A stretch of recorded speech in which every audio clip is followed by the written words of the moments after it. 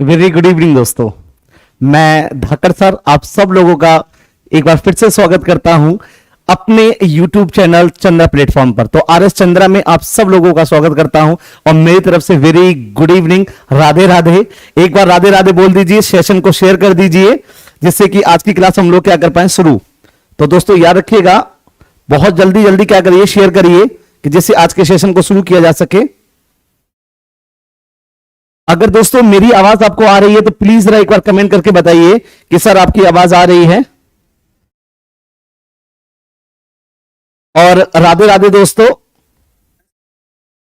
तो जल्दी जल्दी थोड़ा कमेंट कर दीजिए और सेशन को शेयर कर दीजिए, ज्यादा ज्यादा शेयर कीजिए। आज मैं बेहतरीन क्वेश्चन लेकर आपके साथ जुड़ा हूं और बड़े इंपॉर्टेंट क्वेश्चन है पेपर के पॉइंट ऑफ व्यू से।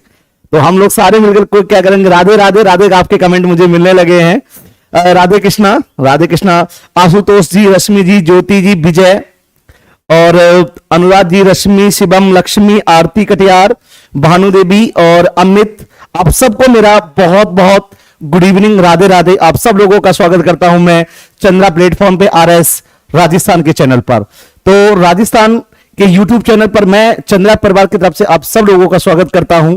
आइए बहुत जल्दी से मेरा दोस्तों आपसे कहना है, बस जल्दी से जल्दी ज्यादा से ज्यादा इसको शेयर कीजिएगा अपने यार दोस्तों के लिए, जितने भी आपके रिलेटिव्स हो, आपका YouTube चैनल हो या सॉरी आपका कोई भी फेसबुक हो, आपका इंस्टाग्राम हो या आपका व्हाट्सअप हो, ज्यादा से ज्यादा इस सेशन को शेयर कर दीजिए जिससे कि शुरू किया जा सके। राधे राधे गौरव सिंह जी, राधे राधे प्रिया, विजय, राधे राधे, राधे राधे गौरव जी, राधे राधे अभिषेक जी, राधे राधे। चलिए अब मुझे आपके कमेंट मिलने लगे हैं और सर जी आ गए, जी हाँ बिल्कुल जी आ गया, ठीक है। यासी शर्मा जी बिल्कुल, राधे राधे। चलिए जी करते हैं शुरू। अब देखिए दोस्तों, मैं आपको एक इंफॉर्मेशन दे रहा हूं कि सेशन 8 बजे शुरू हुआ करेगा, ओके। तो 7 बजे अभी नहीं, मैं और पहले बात आपको इंफॉर्मेशन मिल जाया करेगी कि 7 बजे है या 8 बजे है, ठीक है। तो चलिए पहला क्वेश्चन हम लोग देर ना करते हुए पहला क्वेश्चन को क्या करते हैं, शुरू करते हैं। और पहला क्वेश्चन अब मैं कमेंट रख रहा हूं दोस्तों, ठीक है। मैं अब कमेंट आपके देखूंगा अभी क्वेश्चंस के बाद। तो ज्यादा ज्यादा इस सेशन को शेयर करिएगा। मैं सोच रहा हूं कि आप एक एक बंदा कई बार कई लोगों को शेयर कर रहा होगा। तो आइए पहला क्वेश्चन हमारा क्या है, देखिए दोस्तों, अगर मैं पहले क्वेश्चंस की आपसे बात करता हूं तो इस चीज को याद रखिएगा। यहां से अगर मैं बात करूं तो यह है हमारा पहला क्वेश्चन। और दोस्तों पहला क्वेश्चन बड़ा इंपॉर्टेंट है पेपर के पॉइंट ऑफ व्यू से।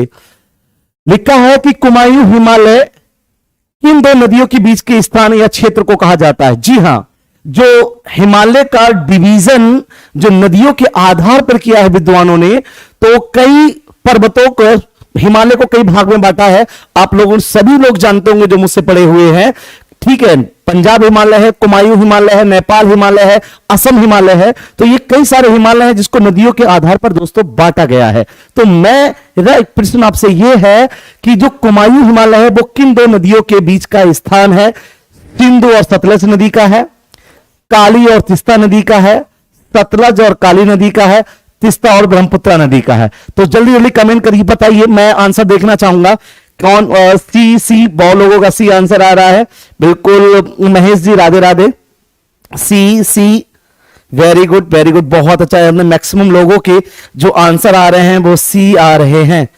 वेरी गुड, मतलब कि सभी लोग, आप, मुझे लग रहा है आप लोग मेहनत कर रहे हो पढ़ाई में। ऐसी मेहनत करते रहिए और मैं आपके साथ डबल मेहनत करता रहूंगा। जीएस में हम लोग उम्मीद करते हैं कि पूरे में से पूरे नंबर लाएंगे।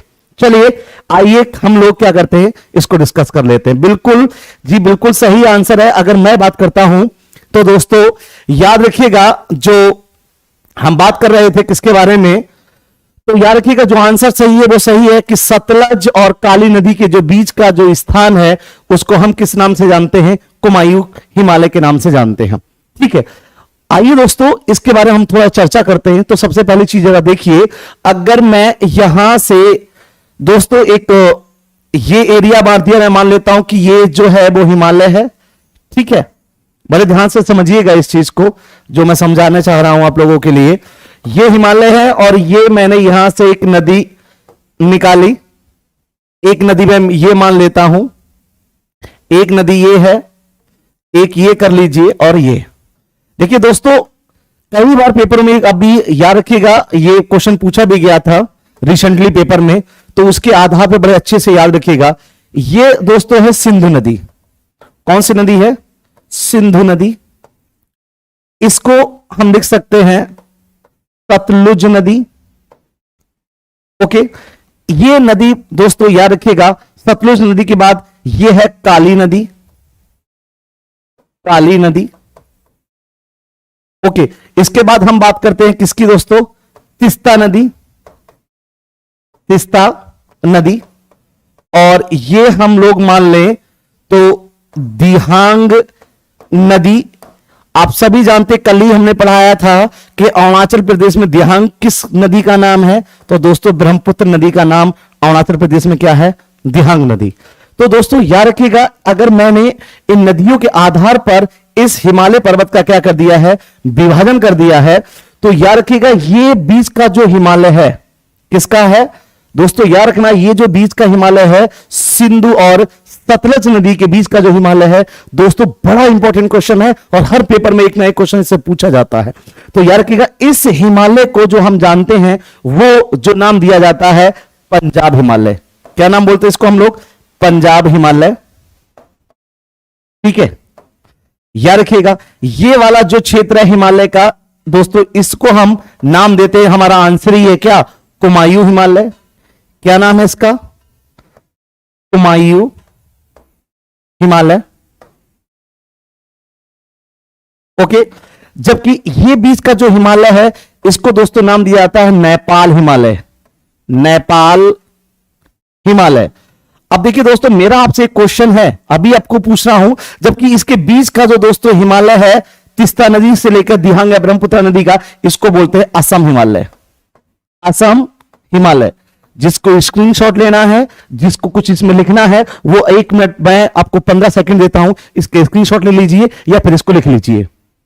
ये बड़ा इंपॉर्टेंट पॉइंट है दोस्तों पेपर के पॉइंट ऑफ व्यू से, कई बार ये पेपर में पूछा जा चुका है। आई होप आपने स्क्रीनशॉट ले लिया होगा। चलिए अब देखिए, यहां से मेरा एक क्वेश्चन आपके लिए है, कमेंट करके मुझे बताइए कि इन जो हिमालय है, पंजाब हिमालय है, कुमायूं हिमालय है, नेपाल हिमालय है, असम हिमालय है, जो मैंने बताया जो नदियों के द्वारा इनका विभाजन किया गया है, सबसे ऊंची चोटियां, सबसे ऊंची चोटियां किस पर्वत पर हैं? यानी जो जो कुमायूं हिमालय है, तो किस हिमालय में सबसे ऊंची चोटियां पड़ती है? कमेंट बताइए बहुत जल्दी, मैं देखना चाहता हूं कि किसको ये पता है। पंजाब, कुमायूं, नेपाल। बिल्कुल बिल्कुल बिल्कुल जी, दीपक जी, बिल्कुल दीपक यादव जी, सही, बहुत बोल रहे हैं, बहुत सही आप बोल रहे हैं, बहुत ही सुंदर जैसा, थैंक यू। बस आप ऐसे मेरा हौसला बढ़ाते रहिए, आप मेरे साथ जुड़े रहिए। मैं आपसे प्रॉमिस करता हूं कि आपके पेपर में, किसी भी पेपर में अगर कोई भी क्वेश्चन आएगा वो आपका पढ़ा हुआ होगा, इतने प्रैक्टिस मैं आपको करा दूंगा।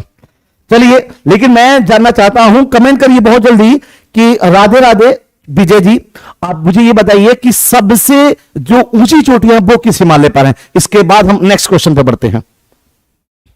आंसर लोगों का आने लगा है, बिल्कुल बिल्कुल धर्मेंद्र जी, बिल्कुल आपका आंसर सही है। शिवम जी, शिवानी जी, आरती, टाइगर जी, बिल्कुल बिल्कुल सही है सर, सबका आंसर बड़ा अच्छा आ रहा है, दिल खुश कर रहे हो आप लोग। कहते ना गर्दा गर्दा उड़ा दिए हो, उड़ाते रहिए गर्दा, और हम भी आपके साथ गर्दा उड़ाते रहेंगे। हर एक क्वेश्चन को आराम से पढ़ेंगे और पेपर में बहुत अच्छा करके आएंगे। बस दोस्तों इस सेशन को ज्यादा ज्यादा शेयर करिएगा, ठीक है, जिससे कि कुछ जरूरतमंद लोगों के पास भी ये पढ़ा पहुंच पाए, ठीक है ना। बिल्कुल सही है कि सबसे जो ऊंची चोटियां हैं वो दोस्तों हिमालय क्या है? नेपाल हिमालय पे हैं। और नेपाल हिमालय पे हम सभी जानते हैं, नेपाल हिमालय के अंतर्गत ही आता है एवरेस्ट। क्या आता है? एवरेस्ट। ये याद रखिएगा दोस्तों। और एवरेस्ट की नई ऊंचाई अगर आपको पता हो तो नई ऊंचाई अभी आई है 8,848.86 मीटर। दोस्तों ये एवरेस्ट की अभी नई ऊंचाई दी गई है, तो इसको थोड़ा सा क्या रखिएगा, याद रखिएगा। ओके, चलिए मैं बढ़ता हूं अगले क्वेश्चंस पर। और अगला क्वेश्चन ये रहा आपके सामने। अगला क्वेश्चन है दोस्तों मोस्ट इंपॉर्टेंट क्वेश्चन है पेपर के पॉइंट ऑफ व्यू से, तो याद रखिएगा। अगर मैं इस क्वेश्चन के बारे में बात करता हूं आपसे, तो यहां पर लिखा है कि कौन सा दर्रा, अगर बात करेंगे हम लोग किसके बारे में, कि कौन सा दर्रा सुमेलित नहीं है। कौन सा दर्रा, याद रखना दोस्तों, कौन सा दर्रा सुमेलित नहीं है, यानी कि दर्रे का मतलब क्या है दोस्तों? पास। तो कौन सा पास ऐसा इनमें सुमेलित नहीं है? बनिहाल जम्मू कश्मीर, रोहतांग हिमाचल प्रदेश, नाथुला सिक्किम, यांगयाप मणिपुर। तो बताइए मुझे, जल्दी कमेंट करिए कि कौन सा जो पास है। बहुत इंपॉर्टेंट है कि एक क्वेश्चन पास पर मोस्टली पूछा जाता है हर पेपर में, तो इसके बारे में और अदर फैक्ट्स के बारे में हम बात करेंगे। आंसर बताइए। Very good, very good. मतलब सारे के सारे भाई बहुत काबिल हो गए आप लोग, बड़ा मजा आ रहा है। बड़ा सौभाग्य है मेरा कि मैं आपको ऑनलाइन पढ़ा रहा हूं, इतने अच्छे स्टूडेंट की आंसर फटाफट आ रहे हैं। आप जैसे लोगों को, आप जैसे विद्वानों को पढ़ाते हुए बड़ा कुछ मजा आ रहा है। बिल्कुल सबका आंसर सही, मुझे अभी तक एक भी रॉन्ग आंसर नहीं लग पाया है। और इतनी तेज कमेंट चल रहे हैं कि मैं दोस्तों क्षमा प्रार्थी हूं कि सबका नाम नहीं ले पाऊंगा, लेकिन जितने भी नाम मेरे सामने आ रहे हैं, संतोष यादव, रश्मि, विजय, अनूप, तो आप सब लोगों का आंसर क्या है? बिल्कुल सही है। याद रखिएगा दोस्तों कि इसका जो सही आंसर है, जो सबका सही आंसर आ रहा है वो डी आ रहा है और बिल्कुल सही है। यांग याद दर्रा, यांग याद दर्रा दोस्तों सुमेलित नहीं है। याद रखिएगा ये सुमेलित नहीं है।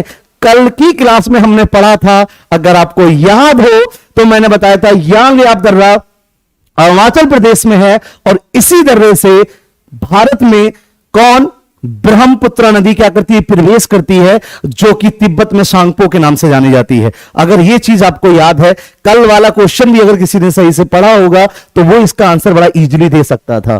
ठीक है दोस्तों, तो अगर मैं बात करता हूं तो ये मणिपुर नहीं होकर क्या है? अरुणाचल प्रदेश में है। कहां है दोस्तों? ये अरुणाचल प्रदेश। ये चीज याद रखिएगा। दूसरी चीज का, इसी यांग याप दर्रे से कल मैंने बताया था कि ब्रह्मपुत्र नदी, हालांकि तिब्बत में इसको क्या बोलते हैं? सांगपो। यानी मैं कह दूं तो ये सांगपो नदी अरुणाचल प्रदेश में किस दर्रे से प्रवेश करती है? इसी यांग याप दर्रे से प्रवेश करती है। और मैंने बताया था जैसे ये अरुणाचल प्रदेश यानी एपी में प्रवेश करती है, इसका नाम हो जाता है दिहांग नदी। दिहांग नदी। अब बताइए समझ में आया नहीं आया?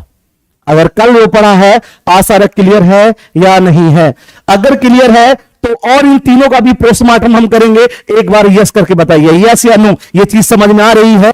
यस या नो करके कमेंट बताइए मुझे। इसके बाद हम इन तीनों ऑप्शन का क्या करते हैं? पोस्टमार्टम करते हैं। यस या नो में आंसर दीजिए और ज्यादा ज्यादा क्या करिए, इस सेशन को शेयर कर दीजिए दोस्तों।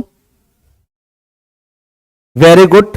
अनामिका गुप्ता जी, बिल्कुल जी बिल्कुल। अरे बहुत अच्छे। अगर समझ में आ रहा है तो चलिए, कई लोगों को कमेंट मिले हैं, आइए इस चीज को हम और अच्छे से समझते हैं। जो अदर ऑप्शन है हमारे, इनके बारे में भी हम क्या करते हैं? बात करते हैं। तो जरा दोस्तों जरा समझिएगा, यहां से अगर मैं बात करता हूं, यहां से हमको पता चल गया कि हमारा इसका आंसर क्या है, क्योंकि ये हमारा कहां है? अरुणाचल प्रदेश में। आते हैं बनिहाल दर्रा। बिल्कुल जी सही बात है। बनिहाल दर्रा कहां है? जम्मू कश्मीर में है दोस्तों। और जो बनिहाल दर्रा जो जम्मू कश्मीर में है, तो ये याद रखना, ये श्रीनगर, श्रीनगर को जम्मू से जोड़ता है। किसको जोड़ता है? श्रीनगर को जम्मू से जोड़ता है दोस्तों। दूसरी चीज क्या है याद रखना, इसको श्रीनगर का प्रवेश द्वार बोलते हैं। क्या बोलते हैं? प्रवेश द्वार।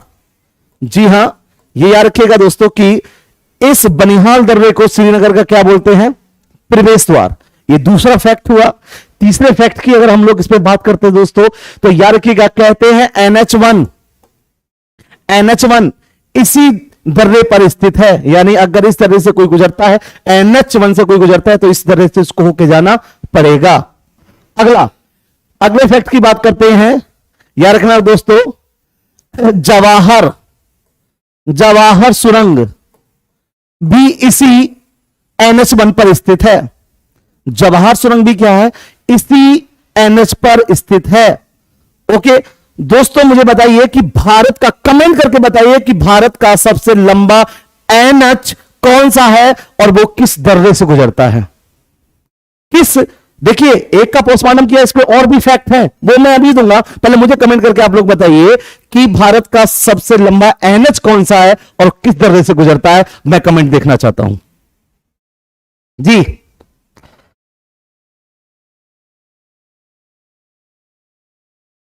बिल्कुल बिल्कुल, संतोष यादव जी बिल्कुल सही कह रहे हैं। श्रीनगर को जम्मू से जोड़ता है, पीर पंजाल श्रेणियों पर स्थित है। बिल्कुल।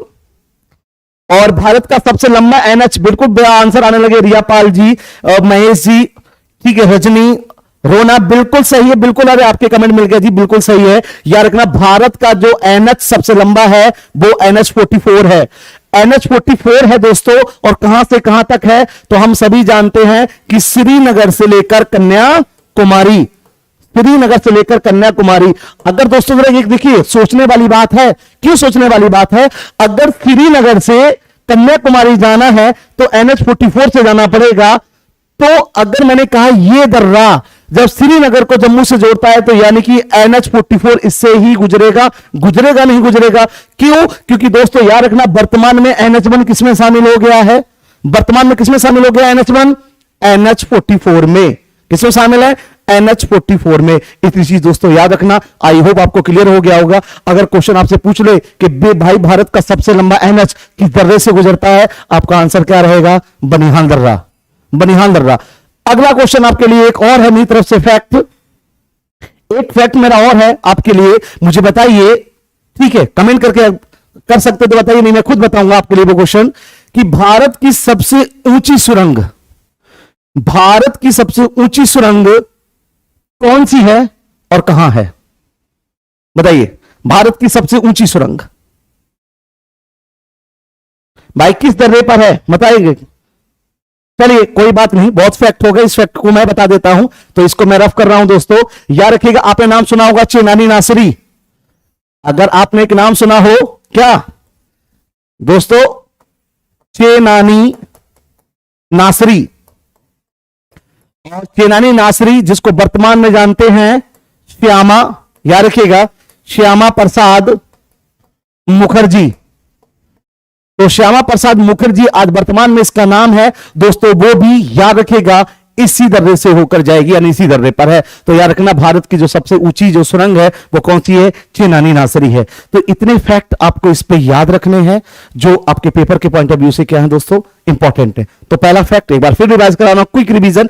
पहला क्या है? जवाहर सुरंग है, NH1 है, NH1 शामिल हो गया NH-44 में, तो भाई सबसे लंबा NH-44 इसी से गुजरता है। ठीक है, जम्मू को क्या जोड़ता है? श्रीनगर से, इसलिए श्रीनगर का क्या है? प्रवेश द्वार है, और पीर पंजाब से रेडियो पर है। तो इतनी चीजें दोस्तों याद रखना पेपर के पॉइंट ऑफ व्यू से। आइए हम बात करते हैं दूसरे दर्रे की, इसका पोस्टमार्टम करते हैं। कुछ क्वेश्चन इंपॉर्टेंट इस पे बनते हैं। रोहतांग दर्रा, तो हम भी सभी जानते हैं कि रोहतांग दर्रा कहां है? हिमाचल प्रदेश में है दोस्तों। और हिमाचल प्रदेश में याद रखिए, जो रोहतांग दर्रा है, इसी दर्रे के पास से रावी नदी निकलती है। ये क्वेश्चन कई बार पूछा गया है कि रावी नदी किस दर्रे के पास से निकलती है?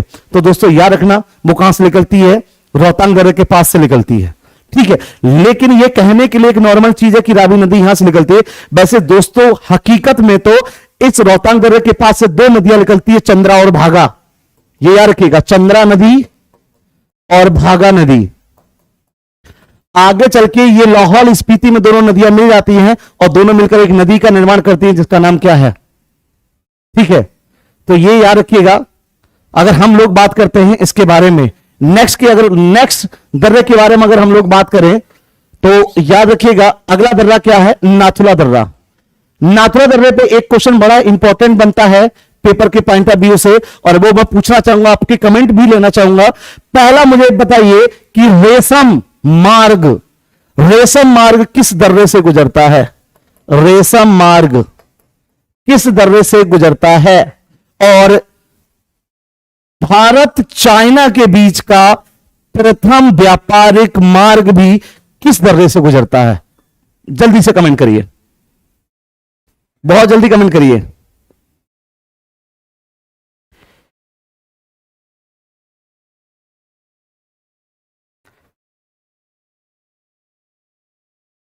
Very good, Nathula, very good ji, बिल्कुल भाई। ये याद रखिएगा, मैं अगर आपको नाथुला के बारे में बता रहा हूं तो ये इंपॉर्टेंट फैक्ट है नाथुला के बारे में दोस्तों। तो याद रखिएगा, पहला फैक्ट क्या है कि जो रेशम मार्ग है वो किस दर्रे से गुजरता है? वो गुजरता है नाथुला दर्रे से। पहला हो गया। दूसरा, 3+ भारत का पहला व्यापारिक, याद रखिएगा, जो व्यापार मार्ग है, कौन सा दोस्तों? व्यापार मार्ग है,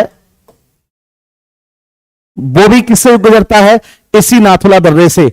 तो दोस्तों याद रखना, जो नाथुला दर्रा है जो सिक्किम में है, ठीक है, इसको रेशम मार्ग के नाम से भी जाना जाता है। भारत और चाइना के बीच, याद रखना, यह पहला व्यापारिक मार्ग था। और एक इंपॉर्टेंट पॉइंट और बता रहा हूं, 1962 के युद्ध में हम सभी जानते हैं कि इंडो प्लस चाइना में एक युद्ध हुआ था 1962 में। 1962 में, और इस युद्ध में के कारण यह दर्रा दोस्तों बंद कर दिया गया था और इसको दोबारा शुरू किया 2016 में। तो कोई क्वेश्चन भी आ जाए पेपर में, हम सारे का सारा पेपर के पॉइंट ऑफ व्यू से क्या करते चलेंगे, पढ़ते चलेंगे। बस आप इस सेशन को क्या करते जाइए, शेयर करते जाइए। क्या करते जाइए, शेयर। तो ज्यादा ज्यादा शेयर को शेयर कीजिए और मुझे कमेंट करके जरा बताइए, बहुत जल्दी से कमेंट करिए कि क्या जो आप पढ़ रहे हैं वो वाकई में आपके समझ में आ रहा है। आपको लग रहा है कि चंद्रा प्लेटफॉर्म, चंद्रा की टीम आपको ऐसा कंटेंट प्रोवाइड करा रही है जो आपके पेपर के लिए बड़ा इंपॉर्टेंट है। अगर ऐसा आपको लगता है तो प्लीज मुझे कमेंट करके बताइए। बताइए दोस्तों, यस या no. Very good, very good, very good. ठीक है, आकृति जी 2016 में बिल्कुल खोल दिए गया। भूमिका जी बिल्कुल बिल्कुल यस। ठीक है, बिल्कुल ज्यादा ज्यादा शेयर कर दीजिए बस। और प्रशांत जी ज्यादा ज्यादा शेयर कर दीजिए। यही आपका, ये समझ लीजिए, ये मेरी मेहनत का फल है। अगर आप ज्यादा ज्यादा इसको शेयर करते हो तो उतनी ही मेहनत मैं आपके साथ करने को तैयार हूं और बेहतरीन क्वेश्चंस मैं आपके लिए लेके आऊंगा आपके पेपर के पॉइंट ऑफ व्यू से। क्लियर? चलिए अब हम लोग बात करते हैं जरा दोस्तों, याद रखिएगा नेक्स्ट क्वेश्चन पर। तो नेक्स्ट क्वेश्चन आपके सामने ये रहा। अगर हम बात करते हैं अगले क्वेश्चंस की, तो अगला क्वेश्चन अपना है, बड़ा इंपॉर्टेंट क्वेश्चन है। देखिए, अगर कल का क्लास जिसने लिया है तो वो आज मैक्सिमम क्वेश्चन कर देगा। तो अगला क्वेश्चन हमारा है कि लक्षद्वीप और मिनिकॉय द्वीप को किस चैनल के द्वारा अलग किया जाता है। बहुत सरल क्वेश्चन है, लेकिन इसकी भी सर्जरी करेंगे दोस्तों। हर एक ऑप्शन की सर्जरी करेंगे, टेंशन ना लीजिए, ये मेरा आपसे प्रॉमिस है। बस आप मेरा साथ देते रहिए, ज्यादा ज्यादा शेयर करते रहिए और अपना प्यार मुझ पे ऐसे बनाए रखिए।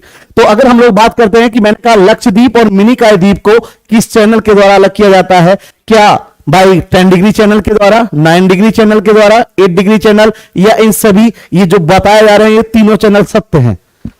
ठीक है, देखते हैं कमेंट। पहला आंसर कौन देता है, राइट आंसर कौन देता है? आंसर सी बी आ रहे हैं। मैक्सिमम लोगों के सी और कुछ लोगों का बी आ रहा है। बिल्कुल सी बी आंसर आ रहे हैं। Very good. चलिए अब जो सी बी आंसर आ रहे हैं, आइए ये डाउट क्लियर कर लेते हैं। जिनको सी और बी में कंफ्यूजन है दोस्तों, आइए उसको क्या कर लेते हैं अपने लोग। ठीक है, वेरी गुड। कोई 8 डिग्री बता रहा है, कोई 9 डिग्री चैनल बता रहा है। एक दो के नाम ले देता हूं मैं। और ये क्या है, ये भाई कटियार जी, कोई मुझ जैसे भी, अरे कटियार जी आपसे भी बात करेंगे। बिल्कुल आप आराम से क्वेश्चंस को करिए, आप कमेंट करिए, जितने भी आपको पेपर का जितने भी क्वेश्चंस हैं उनको सॉल्व करिए, आपका भी नाम लिया जाएगा। लेकिन कमेंट इतनी तेज चलते हैं दोस्तों कि साथ का नाम लेना पॉसिबल नहीं हो पाता है। लेकिन याद रखिएगा, मीरा यादव, लक्ष्मी जी, यशपाल, प्रियंका जी, आप सब लोगों के आंसर जो मुझे मिल रहे हैं बी और सी।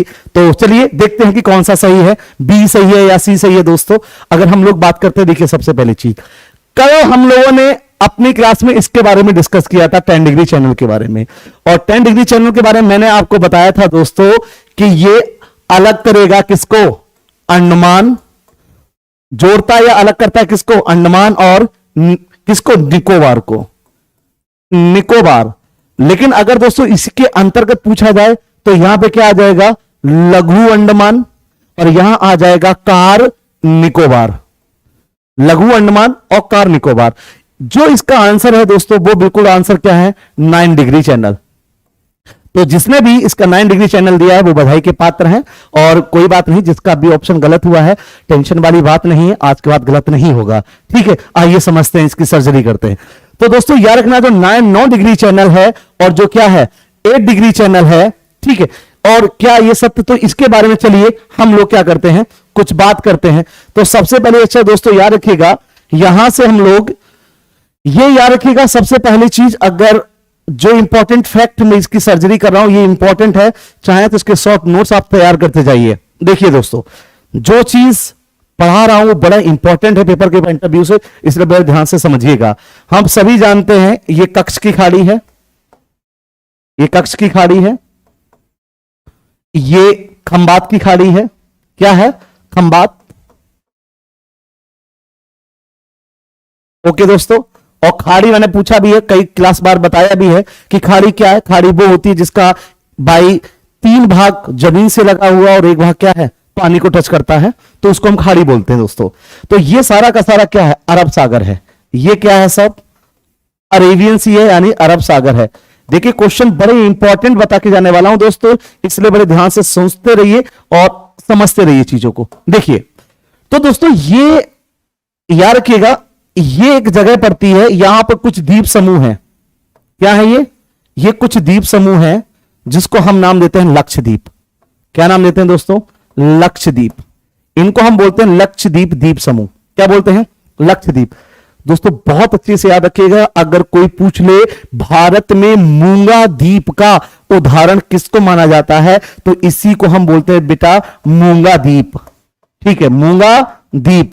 और हम सभी जानते हैं कि जो मूंगा होता है, जिसको इंग्लिश में कोरल बोलते हैं, उनके ऊपर छोटा छोटे जीव होते हैं जिसके ऊपर कैल्शियम कार्बोनेट का क्या होता है, खोल होता है। और उन खोलों से जब प्राणी मर जाते हैं दोस्तों, तो उनके खोल जमा होने लगते हैं और जमा होते होते कई सालों बाद वो एक द्वीप की संरचना लेते हैं जिसको बोलते हैं मूंगा द्वीप। और लक्षद्वीप किसका उदाहरण है, मूंगा द्वीप का ही उदाहरण है। दोस्तों याद रखना, लक्षद्वीप की जो राजधानी है वो इसके एक द्वीप पर है जिसका नाम है कवारती। याद रखिएगा क्या है, तो याद रखिएगा कवारती द्वीप। तो ये लक्षद्वीप की क्या है, कैपिटल है। कोई पूछे लक्षद्वीप का सबसे बड़ा द्वीप कौन सा है, लक्षद्वीप समूह का सबसे बड़ा द्वीप दोस्तों कौन सा है, वो एंड्रोथ है। कौन सा है, एंड्रोथ। तो दोस्तों इसी लक्षद्वीप को एक ये द्वीप मैं मान लेता हूं और इसका नाम लिख देता हूं मिनिकॉय। क्या नाम है, मिनिकॉय। इस लक्षद्वीप को, इस मिनिकॉय द्वीप, याद रखना, इस लक्षद्वीप को, इस मिनिकॉय द्वीप को जिस चैनल से अलग करते हैं, क्या करते हैं, जिस चैनल से अलग करते हैं दोस्तों, इसी को बोलते हैं 9 डिग्री चैनल। क्या बोलेंगे, 9 डिग्री चैनल। याद रखिएगा, जबकि यहां पर दोस्तों मैं मान लेता हूं मालदीप है। क्या है, मालदीप है। और ये जो मालदीप है, तो जो मालदीप और मिनिकॉय द्वीप को जो अलग करेगा दोस्तों, उसको बोलते हैं 8 डिग्री चैनल। क्या बोलते हैं, 8 डिग्री चैनल। तो देखिए ये भी हमारा हो गया, ये भी हो गया, और हमने क्या कर लिया, ये भी कर लिया। और हम सभी को जानते हैं कि भारत का जो विस्तार शुरू होता है वो कहां से होता है, 8 डिग्री 4 मिनट से। तो याद रखना दोस्तों, यहां से इतनी चीज पेपर के पॉइंट ऑफ व्यू से इंपॉर्टेंट है। और ये जो मूंगा द्वीप है ये बड़ा इंपॉर्टेंट है। क्यों, क्योंकि याद रखिएगा एक क्वेश्चन पूछा जाता है विश्व लेवल पे कि मूंगे की सबसे बड़ी दीवार या चट्टान कहां है, तो वो ऑस्ट्रेलिया के क्वींसलैंड प्रांत में है, जिसको हम बोलते हैं ग्रेट बैरियर रीफ। क्या बोलते हैं, ग्रेट बैरियर रीफ, विश्व की सबसे बड़ी मूंगे की दीवार या चट्टान। क्लियर है दोस्तों, ये थोड़ा सा याद रखिएगा। और यही मूंगा द्वीप या मूंगे की दीवार की ये चट्टानें मछलियों के बच्चों के लिए नर्सरी का भी कार्य करती हैं। ये मैंने कई बार हर क्लास में अपनी बताया है। तो आज जितने लोग भी नए जुड़े हैं इस चीज को समझिएगा। आई होप, मैं समझ रहा हूं कि मैं जो समझाने था आप लोगों के समझ में आ गया होगा। अगर आप जिसको इसका स्क्रीनशॉट लेना ले लीजिए, फिर मैं इसके अगले क्वेश्चन पे बढ़ता हूं मैं।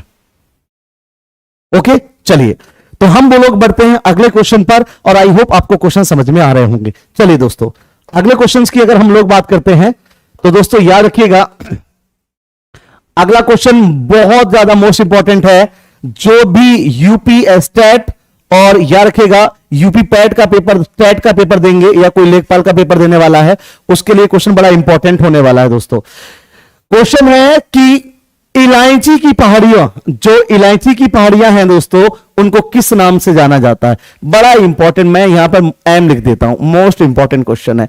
कमेंट करके बताइए, मैं कमेंट देखना चाहता हूं आप लोगों का।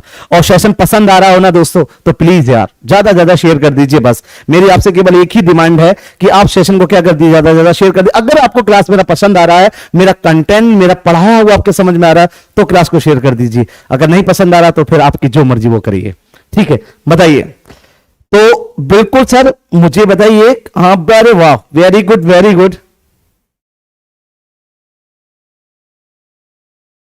Okay Prashant ji, thank you, आप जो शेयर कर रहे हैं धन्यवाद। तो याद रखिएगा, लक्ष्मी जी, अरुण जी, प्रशांत जी, रेखा, अंकित, राकेश, मीना, प्रिया, विकास, सब लोगों का आंसर बिल्कुल सही आ रहा है। मोस्ट लोग, मुझे लगता है कि सारे लोगों का ही आंसर क्या है इसमें सही आ रहा है। तो आइए चलिए इसकी भी हम क्या कर लेते हैं, चर्चा पर चर्चा कर लेते हैं। बड़ा धन्यवाद आप लोगों का। चलिए आइए बात करते हैं। तो देखिए कहते हैं इलायची की पहाड़ियां, दोस्तों याद रखिएगा कार्डमम की पहाड़ियां जो हैं उनको हम इलायची की पहाड़ियां बोलते हैं। क्या बोलते हैं? कार्डमम की पहाड़ियां हैं, इनको हम इलायची की पहाड़ियां बोलते हैं दोस्तों। और ये भारत की दक्षिणतम पहाड़ियां भी हैं। याद रखना क्या है? भारत की दक्षिणतम पहाड़ियां हैं। अगर मैं आपको दिखाना चाहूं तो ये वाला जो भाग है दोस्तों, ये वाला भाग है, ये केरल है और ये क्या है? तमिलनाडु है। तो ये जो पहाड़ियां हैं ये वाली, इनको हम बोलते हैं दोस्तों क्या? कार्डमम की पहाड़ियां। क्या बोलते हैं? कार्डमम की पहाड़ियां बोलते हैं। और यहां कार्डमम की पहाड़ियों में सबसे ज्यादा इलायची की खेती होती है। किसकी होती है दोस्तों? इलायची की खेती होती है। तो याद रखना, इसलिए इनको हम क्या बोलते हैं? इलायची की पहाड़ियां। और ये भारत की दक्षिणतम पहाड़ियों के अंतर्गत भी आती हैं। दूसरा क्वेश्चन, अगर कोई ज्यादा इंटरनल क्वेश्चन पूछता है तो क्या पूछता है? क्या केरला और तमिलनाडु की सीमा का निर्धारण भी कार्डमम की पहाड़ियां करती? जी बिल्कुल करती हैं दोस्तों। क्या करती हैं? बिल्कुल करती हैं। तो आई होप ये चीज आपके समझ में आ गई होगी। आइए जो बकाया हमारे ऑप्शन है उनकी भी हम लोग सर्जरी कर लेते हैं। तो चलिए दोस्तों अगर बात करते हैं इनके बारे में हम, तो 2 पॉइंट इसमें याद रखिएगा। पहला क्या है कि ये केरला तमिलनाडु की सीमा पर है। दूसरा, भारत की दक्षिणतम क्या है? पहाड़ियां हैं। और इलायची की खेती के लिए प्रसिद्ध है, इसलिए इसको इलायची की पहाड़ियां बोलते हैं। ओके, आइए अगला। अब देखिए नीलगिरी पर्वत श्रृंखलाएं क्या है? तो दोस्तों मैंने अभी आपको समझाया था कि ये क्या है? ये हमारा पूर्वी तटीय पर्वत श्रृंखला है, सॉरी पश्चिमी तटीय। और ये क्या है? पूर्वी तटीय पर्वत श्रृंखला है। तो जहां पर दोस्तों ये पूर्वी तटीय और पश्चिमी तटीय पर्वत श्रृंखलाएं मिलती हैं, तो दोस्तों याद रखना, इस जहां पर ये मिली इन्हीं को हम बोलते हैं नीलगिरी। क्या बोलते हैं? नीलगिरी। बहुत अच्छे से याद रखिएगा, नीलगिरी पर्वत श्रृंखला बोलते हैं इनके लिए। क्या बोलते हैं? नीलगिरी पर्वत श्रृंखला बोलते हैं। जो हमारे पश्चिमी तटीय क्या है? पर्वत श्रृंखला है, इनको एक नाम दिया जाता है सह्याद्री पर्वत। क्या नाम दिया जाता है दोस्तों? सह्याद्री पर्वत। बहुत अच्छे से याद रखिएगा, सह्याद्री पर्वत। क्लियर है? और जो कि पूर्वी तट वाले जो पर्वत हैं, याद रखिएगा, इनको हम बोलते हैं महेंद्रगढ़ पर्वत श्रृंखला। तो महेंद्रगढ़ पर्वत श्रृंखला और ये क्या है? सह्याद्री पर्वत श्रृंखला है। तो कहते हैं कि जहां पर पश्चिमी तट और पूर्वी तट पर्वत श्रृंखला जहां पर मिलती हैं दोस्तों, उसी को हम बोलते हैं नीलगिरी पर्वत श्रृंखलाएं। और ये कर्नाटक प्लस केरल प्लस तमिलनाडु, ये 3 राज्यों में क्या है? विस्तृत है। Karnataka plus Kerala plus Tamil Nadu. और इसकी सबसे ऊंची चोटी जो है बेटा, वो है दोदा बेटा। याद रखना, इसकी जो सबसे ऊंची चोटी है वो कौन सी है? दोदा। याद रखिए कौन सी है? दोदा बेटा है। ठीक है। और जो दक्षिण भारत की, दोस्तों याद रखना, दक्षिण भारत की सेकंड हाईएस्ट चोटी है। बहुत अच्छे से याद रखिएगा। देखिए मैंने जितने भी पॉइंट आपको बताए हैं वो पेपर के पॉइंट ऑफ व्यू से बहुत ज्यादा इंपॉर्टेंट है। मैंने क्या कहा कि जहां पर पूर्वी और पश्चिमी तट के पर्वत श्रृंखला मिलते हैं, कोई अगर आपसे पूछ ले कि पूर्वी तटीय का सबसे ऊंची चोटी कौन सी है, ठीक है, तो याद रखिएगा वो महेंद्रगिरी है बेटा। वो कौन सी है? महेंद्रगिरी। और जो महेंद्रगिरी है ये उड़ीसा में है। कहां है? उड़ीसा का गजपति जिला। तो याद रखना दोस्तों, कोई पूछता है कि पूर्वी तट की सबसे ऊंची चोटी कौन सी है, तो महेंद्रगिरी है, जो कि उड़ीसा के गजपति जिले में है। अगर आपसे कोई पूछता है क्या कि भाई नीलगिरी पर्वत श्रृंखला की सबसे ऊंची चोटी कौन सी है, तो दोदा बेटा है, और जो कि दक्षिण भारत की क्या है? दूसरी ऊंची चोटी है। लगभग में मैं लिख देता हूं ऊंचाई इसकी 2637 मीटर ये क्या है? ऊंची है। डन? क्लियर है? इतनी चीजें इस पर याद रखिएगा। और नीलगिरी क्या है? जहां पर दोनों पर्वत श्रृंखलाएं आकर मिलती हैं। आई होप इतनी चीज याद हो गई होगी। चलिए सर, इसको मैं रफ कर देता हूं क्योंकि मुझे इन दोनों को भी क्या करना है? एक्सप्लेन करना है। आइए, तो अगर मैं बात करता हूं सबसे पहली चीज दोस्तों, तो याद रखिएगा, सबसे पहली चीज अगर मैं बात करता हूं, यहां से हमने 2 पॉइंट देख लिए। तीसरी बात करते हैं तो जाब्दी जो पहाड़ियां हैं ये तमिलनाडु में है। क्या है? तमिलनाडु में है।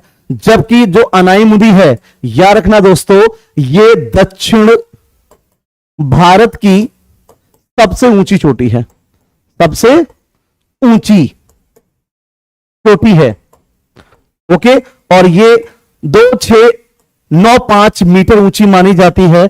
और याद रखिएगा जो अन्नामलाई पर्वत श्रृंखला है, जो अन्नामलाई, दोस्तों याद रखना, जो अन्नामलाई पर्वत श्रृंखला है, ये उसकी सबसे ऊंची चोटी है।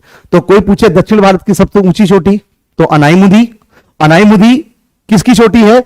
तो अन्नामलाई पर्वत श्रृंखला की चोटी है। दूसरी ऊंची चोटी कौन सी है दोस्तों? वो है कौन सी? दोदा बेटा है। और दोदा बेटा यार रखिए किसकी है? नीलगिरी की है। और दक्षिण भारत की दूसरी ऊंची चोटी है।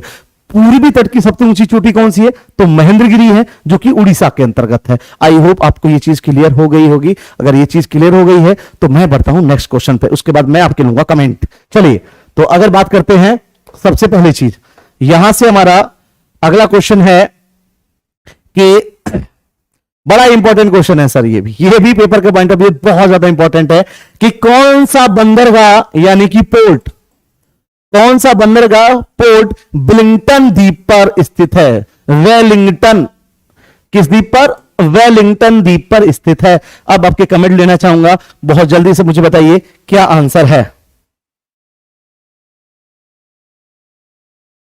धन्यवाद, बड़े वाह, बहुत अच्छे।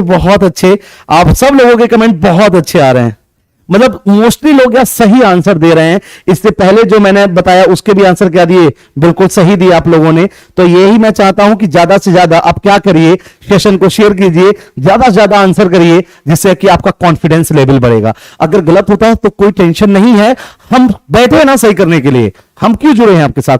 मैं मेरी चंद्रा टीम आपके साथ जुड़ी इसलिए है कि हम लोगों ने ठाना है कि जीएस में जो एस्टेट का पेपर है उसमें 10 में से 10, और जो अदर पेपर जो कोई भी बंदा देता है तो उनके लिए भी, चाहे वो पुलिस का हो, चाहे पटवार का हो, ठीक है, चाहे वो राजस्थान के किसी भी विभाग का पेपर हो, चाहे वो यूपी के कोई भी पेपर हो या दिल्ली का कोई भी पेपर हो, तो दोस्तों याद रखिएगा ये सारी चीजें। तो दोस्तों इस चीज को थोड़ा सा क्या रखिए, याद रखिए। तो ज्यादा क्या करिए, शेयर करिए इस चीज को। चलिए नेक्स्ट क्वेश्चन का आंसर बताइए, और नेक्स्ट क्वेश्चन का आंसर क्या है? ठीक है, और ठीक है, तो नेक्स्ट क्वेश्चन का आंसर जरा मुझे बताइए क्या आंसर है कि कौन सा, जो याद रखिएगा, कौन सा ऐसा, और ये कोचीन, हाँ कोचीन, वैसे इसको हम कोच्चि बोलते हैं। क्या बोलते हैं दोस्तों? कोच्चि। ठीक है, ये याद रखिएगा। तो बिल्कुल आंसर आपके कतई सही आ रहे हैं, सबका आंसर बी आ रहा है। ठीक है, ओके धर्मेंद्र जी, ठीक है, धर्मा जी, अजय पाल, आरती कटियार, विजय प्रताप, अनुराधा, लक्ष्मी, अंजू, अंजय, रेशमा देवी, ठीक है, रश्मि यादव, अंजू पाल, आप सब लोगों के बहुत अच्छे आंसर आ रहे हैं। और सबका असली मोस्टली आंसर क्या है? सब सही है, सबका आंसर बी आ रहा है। सबका आंसर क्या है? बी आ रहा है। धन्यवाद, बहुत अच्छी, मतलब बड़ा खुशी हो रही है यार आप लोगों के साथ में, याद रखिएगा जुड़ के। और मोस्टली लोगों का क्या है, देखिए शिल्पी तिवारी जी बिल्कुल सही आंसर है, भूमि जी, लक्ष्मी जी, ठीक है, बहुत आंसर है, बहुत सबके आंसर सही है। शशांक सिंह, देखिए मैंने कल भी बोला है कि कमेंट पर कोई भी ध्यान मत दीजिए, आप आए हो क्लास में पढ़ने के लिए, तो आप अपनी पढ़ाई पर ध्यान दीजिए। आपको कंटेंट इतना जबरदस्त मिल रहा है जो कहीं पे नहीं मिलेगा, तो ये बेफालतू कमेंट पे आप ध्यान ना दीजिए। ऐसा चलता रहेगा, ये सोशल मीडिया है भाई, इस पे हम लोग कुछ नहीं बोल सकते। आइए हम लोग बात करते हैं अपने क्वेश्चन पर, करते हैं इसकी सर्जरी। तो बिल्कुल दोस्तों याद रखना, ये आंसर बिल्कुल सही है जो आप लोग दे रहे हो कि कोच्चि। ठीक है, वैसे इसका नाम है क्या? कोच्चि। दोस्तों याद रखना, जो कोच्चि बंदरगाह है वो किस द्वीप पर है? वो याद रखना वेलिंगटन द्वीप पर स्थित है। किस पर है? वेलिंगटन द्वीप पर स्थित है। और कोच्चि दोस्तों याद रखना कहां का बंदरगाह है? केरला का बंदरगाह है। कहां का बंदरगाह है? केरला का बंदरगाह है। Okay, clear. और याद रखिएगा किस तट पर है? तो पश्चिमी तट पर है। कौन से तट का है? पश्चिमी तट का है दोस्तों, ये थोड़ा सा याद रखिएगा। अगर मैं इसकी बात करूं तो बड़े अच्छे से याद रखिएगा, यहां से मैं, ठीक है, ये एक डायग्राम बना देता हूं आपके लिए समझाने के लिए। मान लेता हूं कि ये इंडिया का क्या है? तट है कटा हुआ, और इस तरीके से भारत का ये, ठीक। तो अगर मैं बात करता हूं दोस्तों, जरा समझिएगा इस चीज को जो समझाने जा रहा हूं। अब देखिए समझिए, तो ये यहां पर क्या है, अगर मैं आपसे बात करूं तो यहां पर एक झील है। अगर उस झील को आप जानते हो, एक झील है वेम्बनाड। कौन सी झील है? वेम्बनाड। दोस्तों जो वेम्बनाड झील है, हम सभी जानते हैं जो वेम्बनाड झील है वो केरला की है, और केरल की जो वेम्बनाड झील है ये लेगुन झील का उदाहरण है। लेगुन झील। अब लेगुन झील क्या होती है ये मैं किसी दिन आगे आपको समझाऊंगा कि लेगुन झील क्या होती है, पर अभी क्वेश्चन को समझिएगा कि और कई सारे क्वेश्चन है जो मुझे आपसे डिस्कस करने हैं। तो जो लेगुन झील है, वेम्बनाड झील, और इसको हम क्या बोलते हैं? भारत की सबसे लंबी झील भी बोलते हैं। तो देखिए कितने फैक्ट हो गए। एक तो क्या है कि ये जो वेम्बनाड झील है भारत की सबसे लंबी झील है। कैसी झील है? लेगुन झील है कहां? केरल में है दोस्तों। कहां है? केरल में। तो यहां पर इस झील में एक द्वीप है, जिस द्वीप का नाम है क्या? याद रखना, क्या नाम है? वेलिंगटन। और इस वेलिंगटन पर ही एक बंदरगाह बनाया गया है जिसका नाम है दोस्तों क्या? कोच्चि बंदरगाह। क्या नाम है? कोच्चि बंदरगाह। और इसी को हम बोलते हैं अरब सागर की रानी। सागर की रानी, यानी किस बंदरगाह को अरब सागर की रानी बोलते हैं? तो कोच्चि को हम क्या बोलते हैं? अरब सागर की रानी बोलते हैं। अगला क्वेश्चन का मुझे एक जवाब चाहिए, आप लोगों को कमेंट करके बताइए कि भारत का सबसे गहरा बंदरगाह कौन सा है? कमेंट, बहुत जल्दी कमेंट करिए कि भारत का सबसे गहरा बंदरगाह कौन सा है। देखते हैं किसका फटाफट कमेंट आता है, बहुत जल्दी। मैं वेट कर रहा हूं।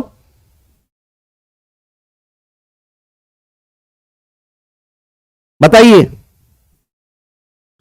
कौन सा ऐसा बंदरगाह है जो सबसे गहरा बंदरगाह है? बिल्कुल असीमता गौतम जी, आपका नाम ले दिया जी।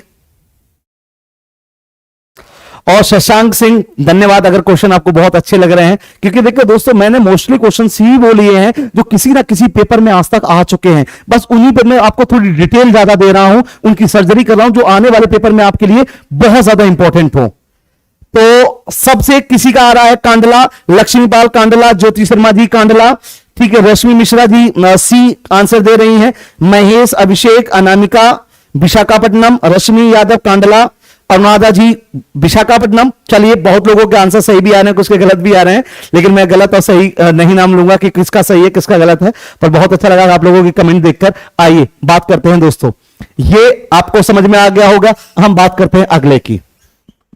तो चलिए सर दोस्तों, अगर आगे की बात करें तो हम लोग देखिए इसका आंसर है कि सबसे गहरा कौन सा है, तो वो विशाखापट्टनम है।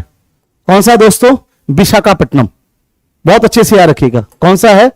विशाखापट्टनम है, ठीक है, ये याद रखिएगा। और जो विशाखापट्टनम है ये कहां का है दोस्तों? आंध्र प्रदेश का है। कहां का है? आंध्र प्रदेश का भारत का सबसे गहरा बंदरगाह है दोस्तों। और याद रखिएगा एक बड़ा इंपॉर्टेंट बता रहा हूं, जो ये हमारा तट है, ये अगर तट में मान लूं दोस्तों तो ये यहां पर स्थित है आंध्र प्रदेश में। और याद रखना पूर्वी तट का दोस्तों, पूर्वी तट का एकमात्र प्राकृतिक बंदरगाह है ना। कितनी अच्छी तरीका बता रहा हूं। अगर कोई पूछ ले, यहां पर आपने सुना होगा यहां पर कोलकाता है, क्या है भाई? याद रखिएगा दोस्तों, यहां पर क्या है? कोलकाता है।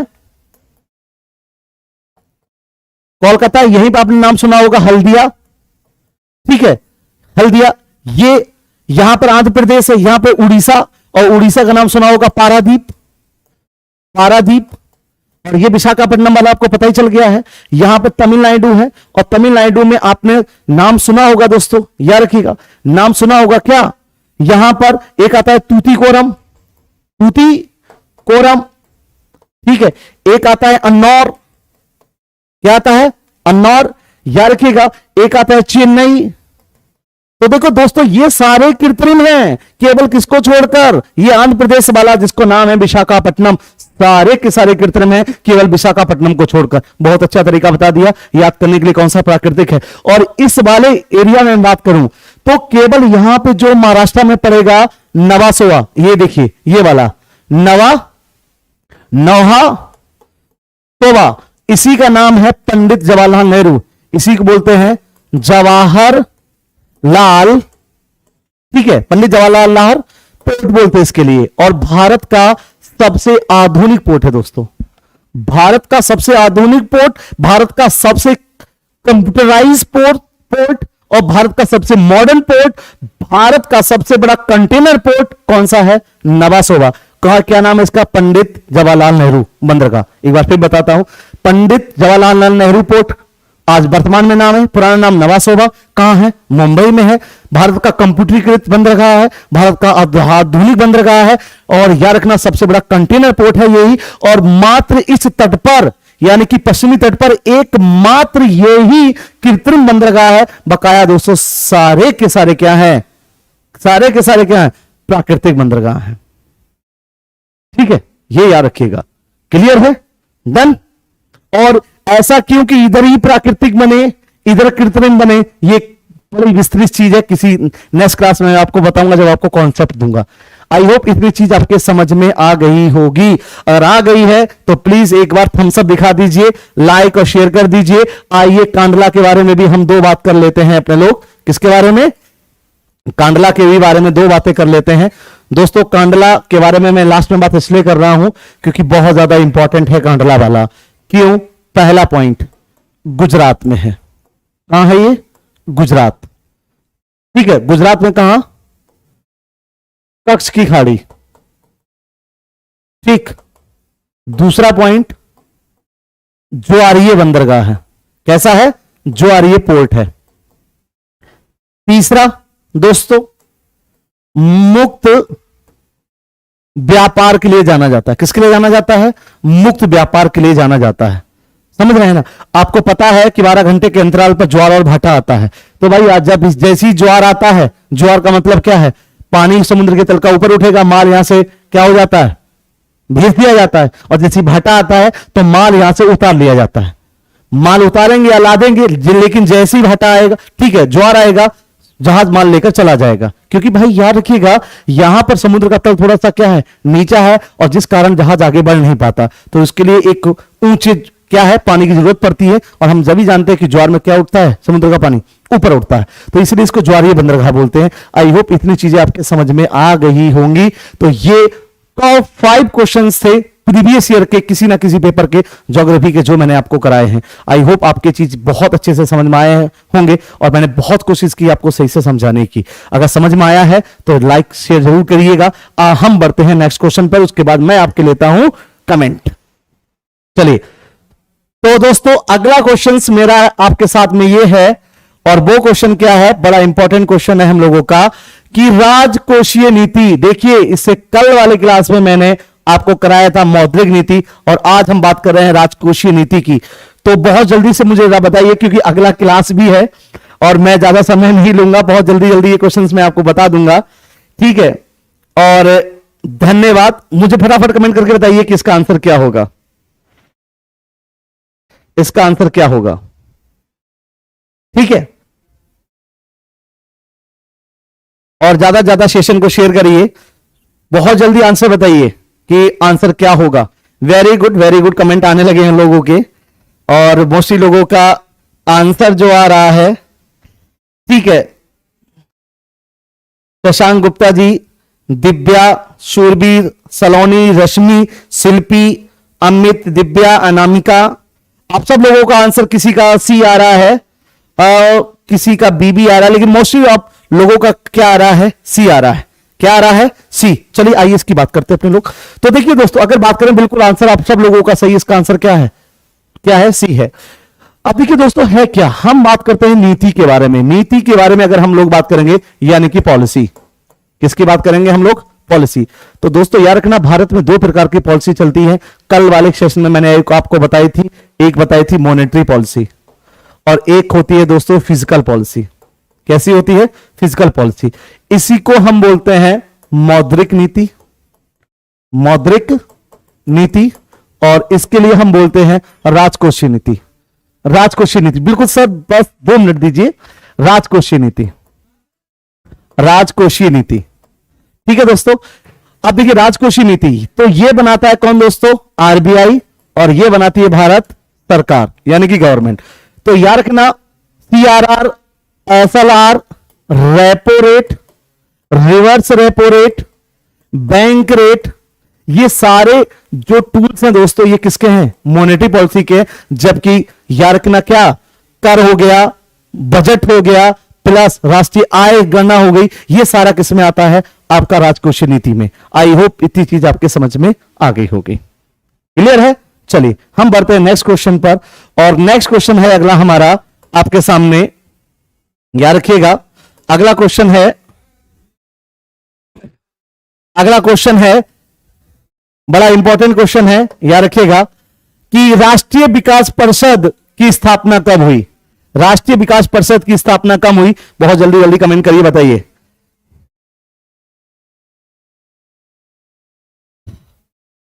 बिल्कुल मीरा जादव जी, गौरव वैष्णव चित्तौड़ से प्रणाम, आपको मेरा प्रणाम सर।